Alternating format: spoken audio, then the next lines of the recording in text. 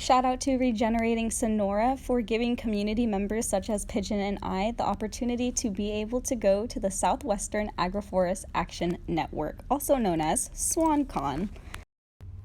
Our adventure began by driving to Tucson to meet at the University of Arizona. Our first day consisted of listening to guest speakers talk about various topics under agroforestry. We then dispersed into our lunch session, but then hopped right back into our guest speakers. It is day 2 of the SWAAN conference, so let's get going. For our second day of activities, we're actually going on a field trip. So we hopped right onto our tour bus and headed to our very first destination. We made it to Escuela Monzo. I really encourage you to stop and take a moment to research about this school because their initiatives are incredible and they are pumping out very brilliant children, including Camila, our 5th grade tour guide. And while we're preparing for our Monzo market, our 4th graders, Here are a few reasons why I think this school is really leading the charge on what education can look like in the future.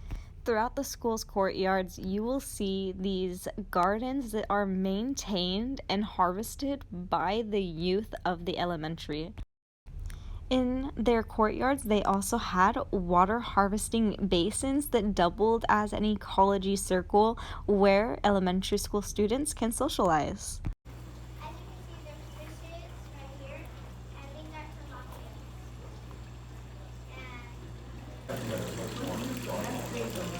Yeah, so currently in our beds we have basil, celery.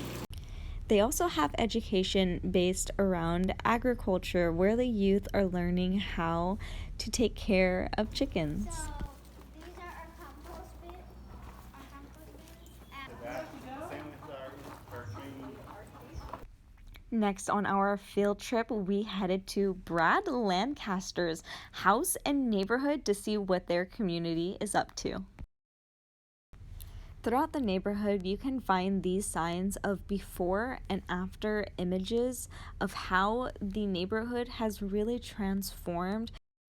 A common theme that I heard around our guest speakers were these things called curb cuts, where you will cut into the curb on the sidewalk so that runoff water from the streets can flow into water harvesting basins. And these basins will then have greenery that is using that runoff water to create microclimates or food for animals and the community. Once again, I encourage you to research. You can check out Brad Lancaster's website, harvestingrainwater.com. Go ahead and order his book because it's amazing. But let's also get hashtag Brad at Prickly Pear Festival trending so that he gets the message that you want to see him be a public speaker at the Prickly Pear Festival this year. We then made our way to the watershed management group where we are going to be spending the rest of our afternoon. Walking around, we got to see some really amazing examples of water harvesting, water recycling, and innovative water management techniques. For example, we have the irrigator, where urine is being used to water plants. This is an example of use what you have. This was an in-ground pool that was transformed into a water harvesting basin. Here we have a hand washing station called a tippy tap. You tap your foot on a lever that will bring the gallon of water to its side where you can then wash your hands. It's estimated that you can wash up to 10 pairs of hands with 1 gallon of water using the tippy tap. And who knows, maybe you'll see this at the community garden real soon.